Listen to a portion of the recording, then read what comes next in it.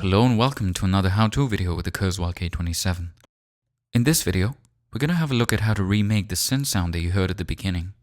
As you might know, that was from Pink Floyd's track On the Run, featured on their classic Dark Side of the Moon album. Well, the synth sound was originally made by Pink Floyd using an EMS synth, the VCS 3 specifically. We can almost perfectly emulate the sound, texture, and workflow of this iconic analog synth using Kurzweil's fast engine.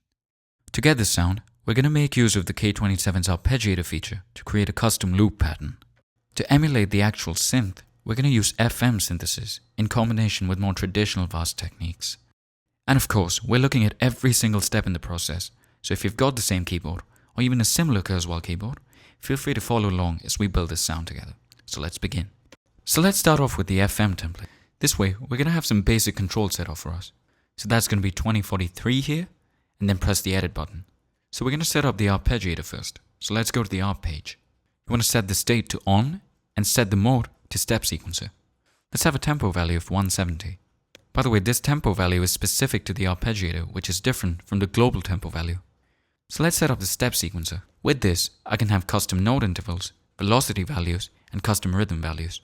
For latch, you want to leave the default option of keys, and the latch type, again, is going to be sustain. This means if I press a note and then click the latch button here, the arpeggiator will keep running even after I release the note. We also have a couple of other latch modes like overplay and add, but we should be good with the default for this one. Let's leave the limit option to reset. This means the arpeggiator is going to go back to the beginning of the pattern each time it finishes playing. So basically loop playback. I'm going to select 8 steps here. These are the 8 notes I want to have. Now I can type in the note intervals for the 8-note pattern. Also make sure the step sequence is playing back 16th note values. Go ahead and save the arpeggiator pattern.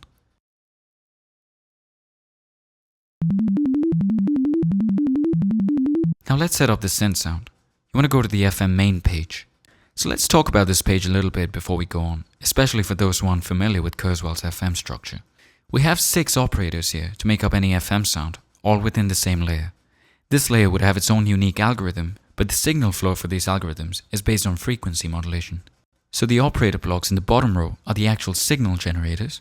Those are the ones making up your actual audio signal. And the operator blocks in the higher rows are modulation operators. These modulation sources work in combination with the other operators. Each operator can have its own frequency, envelope settings, controller settings, and so much more. We can listen to each operator separately by pressing the multi button and then using the number keys to mute the operator you want. You can also pick between ratio and fixed modes. So fixed mode would have a fixed frequency value, unaffected by what key you press. This is going to be useful for things like percussive sounds. On the other hand, ratio mode would have its frequency value and then also be affected by the keys you press. So basically, this is going to be useful for your regular pitched instruments. We also have an ADSR envelope here for each operator. So L stands for level and R stands for rate. That's going to be how long it takes for that level to be reached. So we'll be using algorithm number 5 here. So we have 3 signal-based operators and 3 modulation sources. So 2 modulates 1, 4 modulates 3, and 6 modulates 5. So I'm going to set operator 1's level at 90, and the frequency is going to be 1. And we have a sine wave playing back, which is the default for each operator. I'm going to change this to a triangle wave since that's what the song uses. This is going to be on the FM operator page right next to us. Now back on the FM main page, for the second operator, which is the modulation source for this one, you want to enter a level value of 26. Let's have a frequency value of 3. This is what it sounds like with the modulation. Let's bring up the third operator. I'm going to set the level at 64. Again, for the frequency value, I'm going to leave it at 1. Let's give it a shorter decay value. So I'm going to make use of the envelope here. So for the L2 value, I'm going to bring it down to 0. And to adjust how long it takes to get to that level, let's turn the R2 value down. I'm going to go with 74. For the modulation operator, which is going to be number 4, let's set the level to 50. Let's listen to what it sounds like. Let's have a frequency value of 2.05. Also, I'm going to change the waveform for operator 3 to a saw wave. By the way, I know I'm jumping back and forth between the pages here, but that's only to show you how each step in the process has a specific reason behind it. As you get more familiar with these pages, you'll find that you're able to dial in these settings without having to move around so much. Moving on, I'm going to set operator 5 as a sub-bass layer, so I'm going to set the level at 70. For the frequency, I'm going to have a lower value of 0.5. Now that's half the frequency value of 1, so it's going to play back an octave lower. Now for the last operator, which modulates number 5, I'm going to leave the level for now. I'm going to set that up in the next step. As for the frequency, let's set it at 45. This high frequency value is going to give us some interesting effects. It's going to become a little more clear when we set up the level control for this. So of course, the next step is going to be setting up level controllers for each of these operators. So what this means is we can physically perform all the live modulation that we hear in the song. With the way we have our FM synth set up, between the signal and modulation operators, we can get some interesting live textures going on. So I'm going to use these sliders here. So I don't want a level control for operator 1, so I'm going to leave slider 1 blank, just so it's easier to use. So let's set up sliders 2 to 6 on the FM operator page. So select the operator you want, go to level source, hold enter, and move the slider you're trying to assign. Try to copy all the depth values that I'm using here. These depth values tell you how much the level changes with the slider. So we have 26 for the second operator, and 16 for 3. Now as for operator 4, I want the slider to work both for level and frequency. So as I move the slider for operator 4, both the level and the frequency are going to change. So level control is going to be 19 dB. Now on frequency source 1, you want to hold enter, move slider 4, and set a depth value of 3500. Now remember, this is happening on operator 4, which is a modulation operator. So this controller basically changes the kind of modulation that we hear from the signal made by operator 3. For operator 5, which is that sub-bass sound, I'm going to use the same method so the slider can create a low frequency sweep. Of course, along with changing the level. For level source depth, I'm going to go with 5 dB. Again, for frequency source, I'm going to assign slider 5 first. I'm going to have a depth value of minus 340. So the slider now controls both the frequency and the level for this operator.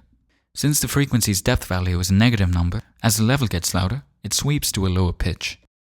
Now as for operator 6, let's have slider 6 control the level and set the depth at 30. Let's listen to what this sounds like.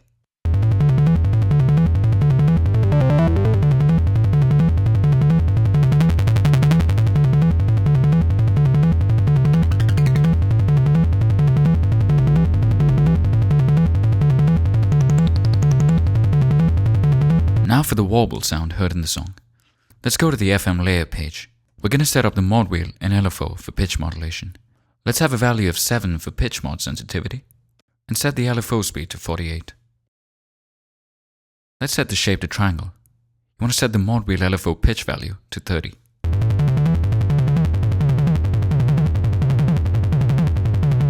Now for some additional layers.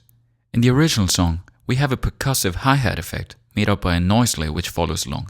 I'm going to use a hi-hat key map for this. So let's create a new layer, and on the key map page, enter 465. In the key tracking box, enter 0. This means the pitch of the key map is the same, regardless of what key you press.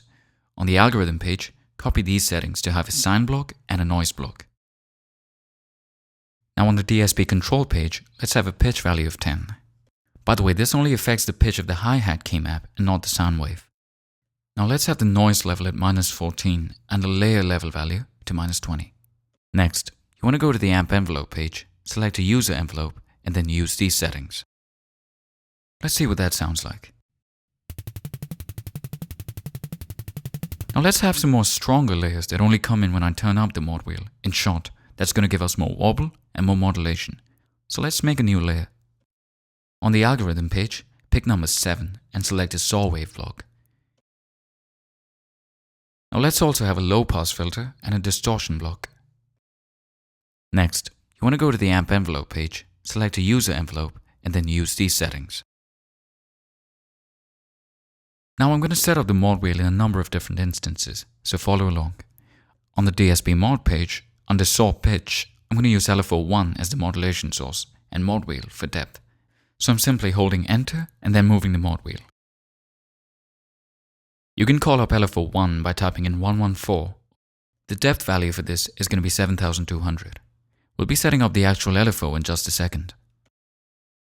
Now in LP frequency, let's have 415 Hz. Again, assign mod wheel as a source and a depth of 3200.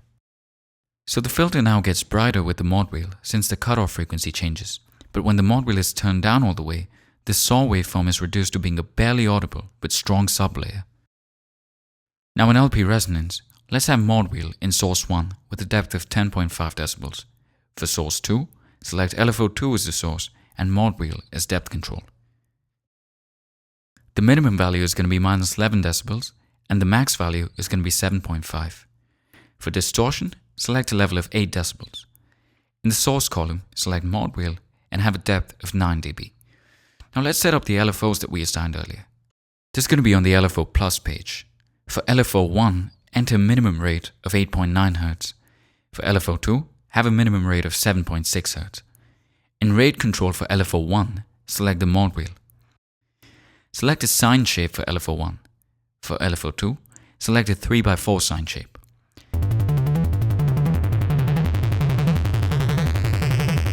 Now with that, I'm going to add one last FM layer that makes the melody of the pattern a little more stable as we turn up the mod wheel. So create a new FM layer.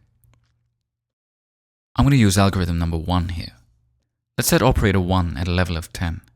The frequency value is going to be 2. Let's set the second operator, which is the modulator for this one, at a level of 70. The frequency value is going to be 4.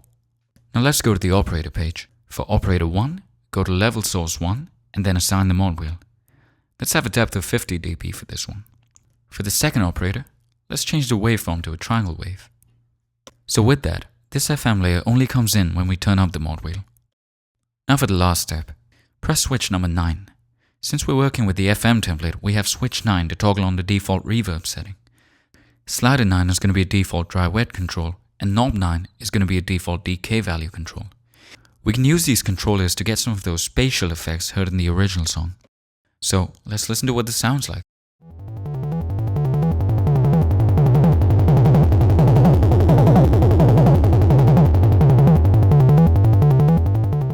So with that, we've combined the use of FM synthesis, key maps, and even a KVA oscillator. We've also assigned controllers and made a custom arpeggiator pattern. This is basically a looping device on which we can physically perform live modulation, much like the way Pink Floyd originally made the song. That is, of course, without all the other sound effects and samples.